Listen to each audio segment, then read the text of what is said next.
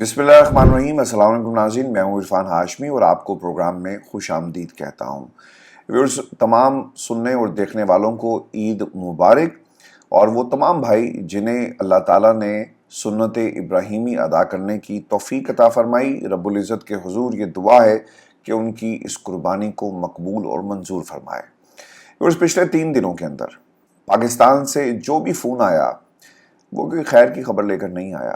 لوگوں کے حالات دن بدن خراب ہو رہے ہیں، پاکستان کی معیشت دن بدن خراب ہوتی جا رہی ہے اور نیچے جا رہی ہے۔ اس کے ساتھ ساتھ پاکستان کی عوام کے حالات بھی دن بدن نیچے جا رہے ہیں۔ قوت خرید لوگوں کی ختم ہو گئی، اور پچھلے 1 ہفتے کے اندر اس چیز کا اندازہ ہوا کہ لوگ قربانی افورڈ نہیں کر رہے۔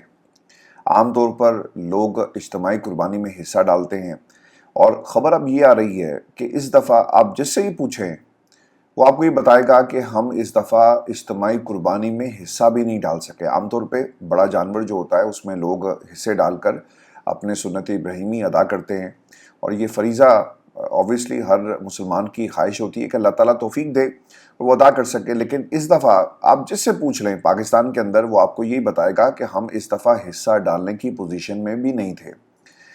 ایک شخص جس کی تنخواہ 40,000 روپیہ ہے اور اس کا بل آ جائے 20 سے 22,000، وہ کیسے آپ اسے ایکسپیکٹ کر سکتے ہیں کہ وہ گھر کا چولہا جلا سکے گا؟ لوگوں کے بل پورے نہیں ہو رہے، بچوں کی فیس نہیں جا رہی، لوگوں نے اپنے بچوں کو اٹھانا شروع کر دیا، کیونکہ 2 وقت کی روٹی کے لیے لڑنا پہلے ضروری ہوگا۔ زندہ رہیں گے تو آپ تعلیم حاصل کر سکیں گے، اور یہ اب حالات گھر گھر کے ہیں۔ وہ سفید پوش وائٹ کالر طبقہ جس نے کبھی کسی کے آگے ہاتھ نہیں پھیلایا تھا، اب وہ اپنی اس سفید پوشی کا زیادہ دیر بھرم نہیں رکھ سکتا، اور اب وہ بھی ادھار پر زندگی گزارنے پر مجبور ہو گیا۔ یہ کہانی گھر گھر کی ہے، اور اس کا سارا کریڈٹ جو ہے نا وہ پاکستان کی موجودہ اور اس سے پہلے والی حکومت کو جاتا ہے۔ خان صاحب نے جب ان کی حکومت کو گرایا جا رہا تھا نا، تو وہ بار بار یہ کہتے کہ خدا کے لیے ایسا مت کرنا، عوامی مینڈیٹ کے علاوہ جو بھی حکومت بنتی ہے اس کے فیصلے ڈکٹیٹرشپ کے فیصلے ہوتے ہیں۔ جس طرح ایک عامر فیصلے کرتا ہے اور وہ کسی کے نہیں سنتا، کیونکہ اسے ڈر خوف نہیں ہے نا کہ اگر اس کے فیصلے غلط ہو گئے تو پاکستان کی عوام کی عدالت میں الیکشن کی شکل میں جب وہ جائے گا تو لوگ اس سے سوال کریں گے، اس کا گریبان پکڑیں گے۔ لیکن ایک عامر کا گریبان نہیں پکڑا جا سکتا۔ وہ آئے گا، اپنی ٹیم کو لائے گا، بابو لوگ آئیں گے، بریف کیسز ان کے ہاتھ میں ہوں گے، جہاز سے اتریں گے، پاکستان کو چلانے کی ناکام کوشش کریں گے، جو ایک ٹرائل کی بنیاد پر چلایا جائے گا۔ جب یہ ٹرائل ناکام ہو جائے گا، اسی جہاز میں بیٹھیں گے اور چلے جائیں گے۔ بے تحاشا ایگزامپلز ہیں، موین قریشی، شوکت عزیز، مشرف صاحب بہت سارے لوگوں کو لے کر آئے۔ پاکستان کے اندر اس وقت یہی حال ہماری موجودہ سیٹ اپ کا ہے۔ وہ لوگ جن کا کام ہے ان سے نہیں لیا جا رہا، اور وہ حکومت جس کا کام پاکستان کی عوام کی طاقت سے اقتدار میں آنا تھا، وہ حکومت آئی نہیں، اور ایک ایسی حکومت آ گئی جو دن بدن عام آدمی کا استحصال کر رہی ہے۔ آپ نے کہا کہ ہم نے پنجاب کا بجٹ بغیر کسی ٹیکس کے رکھ دیا۔ جناب، وفاق کیا کر رہا ہے یہ بھی قوم کو ضرور بتا دیں، اور وفاق نے عام آدمی کے اوپر کتنا بوجھ ڈال دیا یہ بھی بتا دیں۔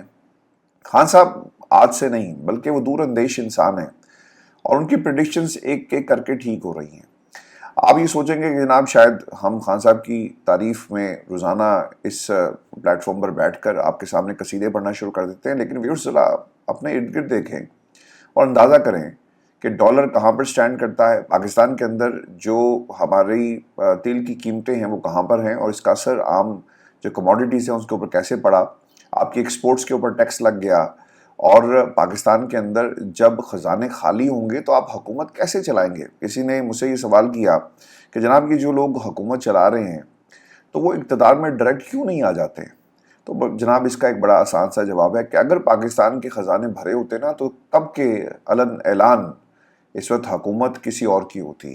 جو اس وقت شہباز شریف کے ذریعے حکومت چلائی جا رہی ہے، آپ کو شہباز صاحب دور دور تک نظر نہ آتے، اور باقاعدہ طور پر کوئی اور اس وقت حکومت ڈائریکٹلی کر رہا ہوتا۔ خیر انڈائریکٹلی اس وقت حکومت تو ہے، اور انہی کے فیصلے ہیں، چاہے وہ معیشت کی بات ہو، یعنی ہمارا جو وزیر خزانہ ہے جس نے یہ بجٹ تیار کیا، شہباز شریف صاحب کو پتہ ہونا چاہیے تھا، لیکن اب ان کی ایک حیثیت ربر سٹیمپ کی ہے، ایک سگنیچر اتھارٹی ہے۔ اس سے زیادہ شہباز شریف صاحب اس حکومت کے اندر ان کا کوئی رول نہیں ہے۔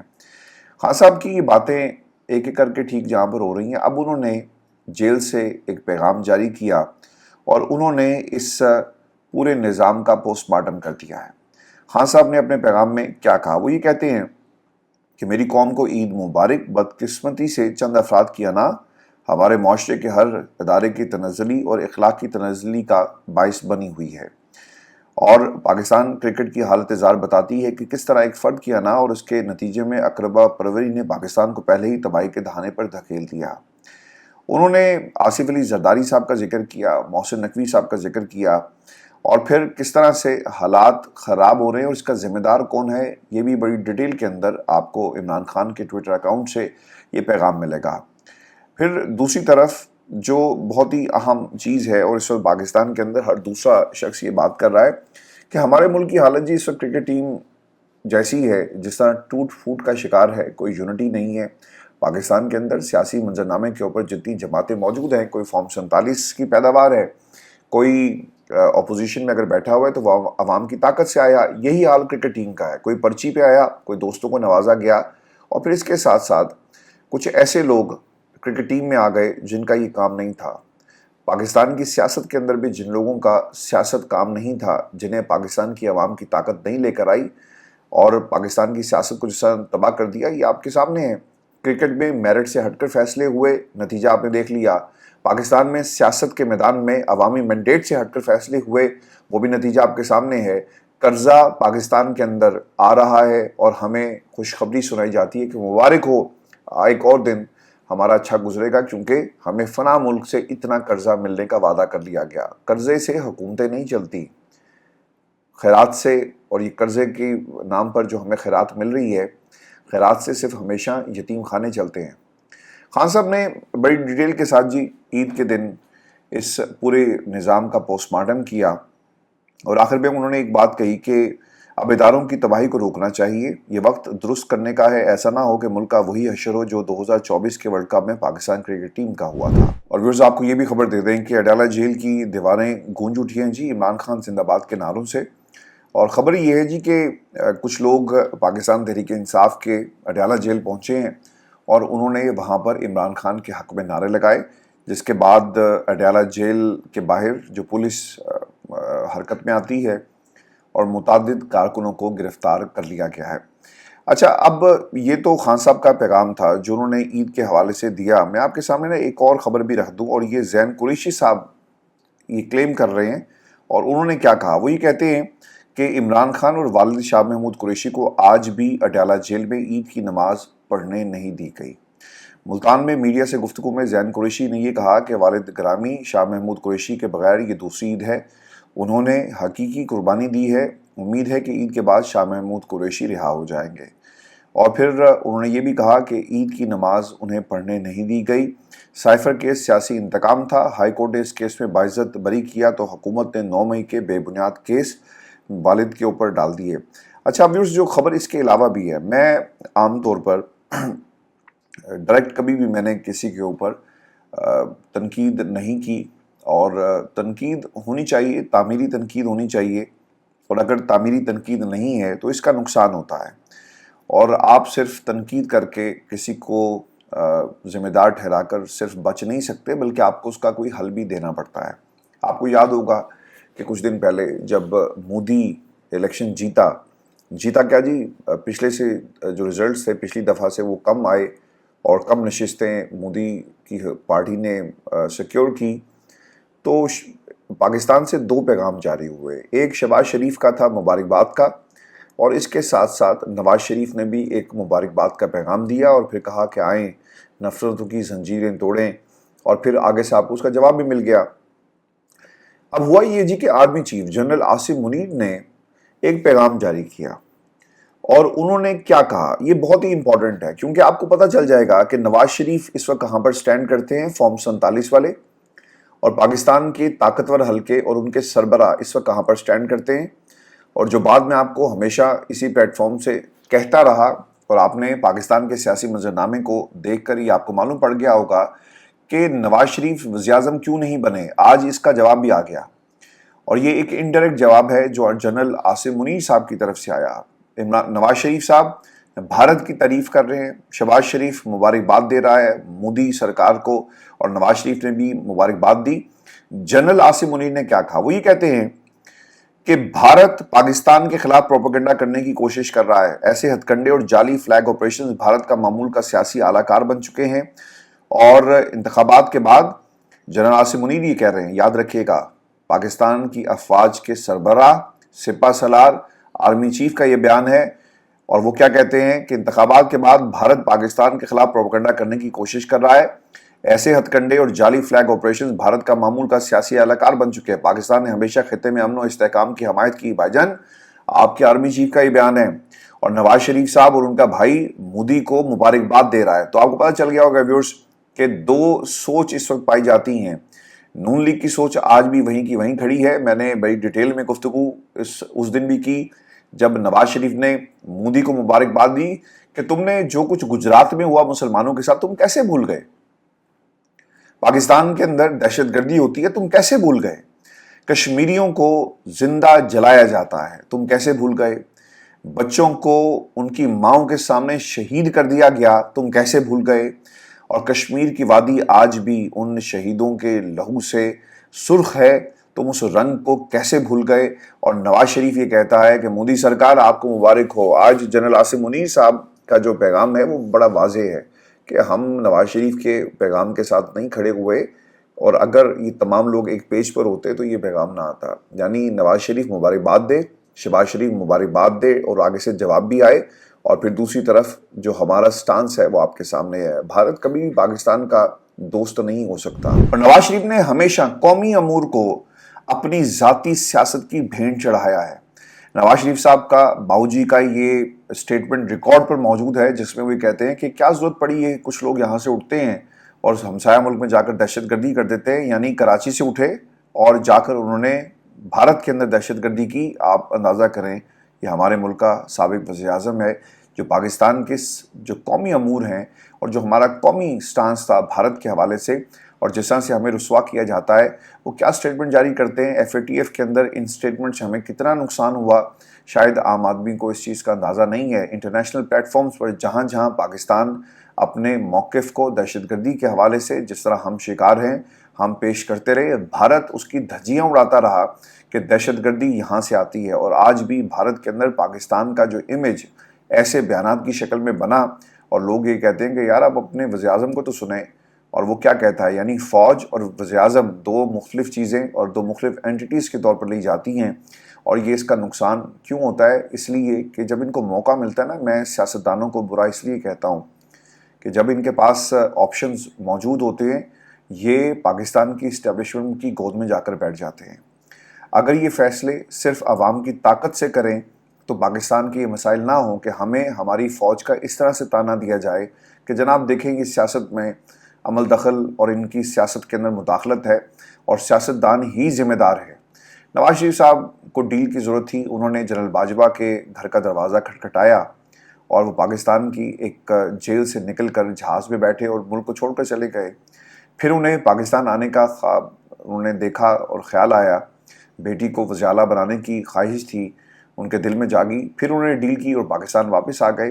تو جب آپ جرنیلوں کے ساتھ ڈیلیں کریں گے تو پھر آپ جمہوریت کی بات مت کریں. آپ کی جمہوریت باؤجی ہمیشہ کے لیے ختم ہو چکی، اور آپ کو اب آخری مارکے میں پتہ لگ جائے گا جب آپ پاکستان کی عوام کی عدالت میں دوبارہ جائیں گے نا اور آپ کا سامنا ہوگا تو لوگ آپ کو آپ کے اصلی نام سے اور آپ کو آپ کے اصلی چہرے دکھا کر جو ہے وہ پکاریں گے، کیونکہ آپ نے ہمیشہ ڈیل کی ہیں.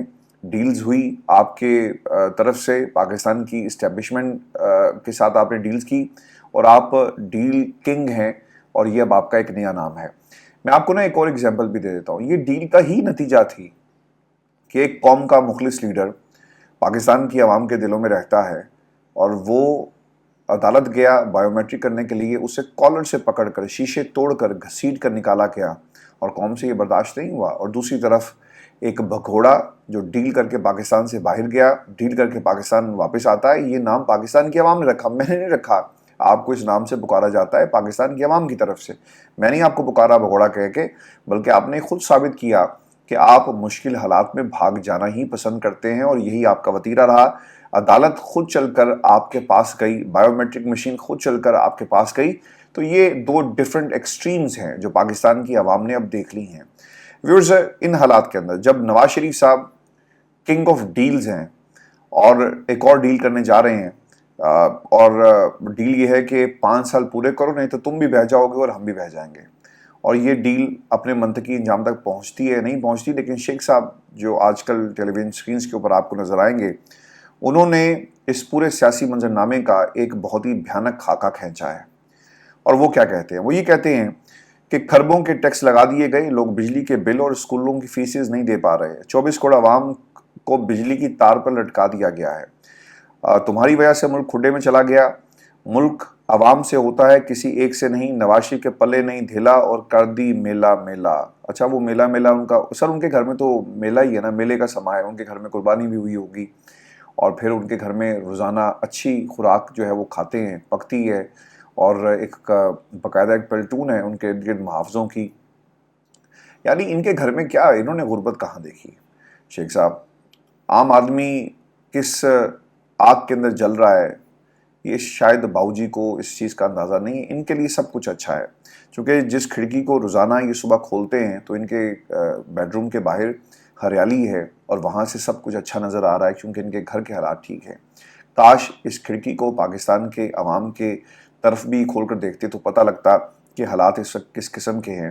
آپ اپنی بیٹی کو کرسی تک پہنچا تو آپ نے دیا، لیکن عام آدمی کہاں پہنچا ہے، یہ آج کا سب سے اہم سوال ہے۔ شیخ صاحب، تار کے ساتھ ہی ہم لٹکے ہوئے، ہمارے گلوں میں پھندے ڈال کر ہمیں الٹا لٹکا دیا گیا، ہمارے گلوں میں پھندے ڈال کر ہمیں روزانہ کی بنیاد پر سڑکوں پر گھسیٹا جا رہا ہے عام آدمی کو، اور یہ سلسلہ اس وقت تک جاری رہے گا جب تک عام آدمی کے مینڈیٹ کا احترام نہیں کیا جاتا۔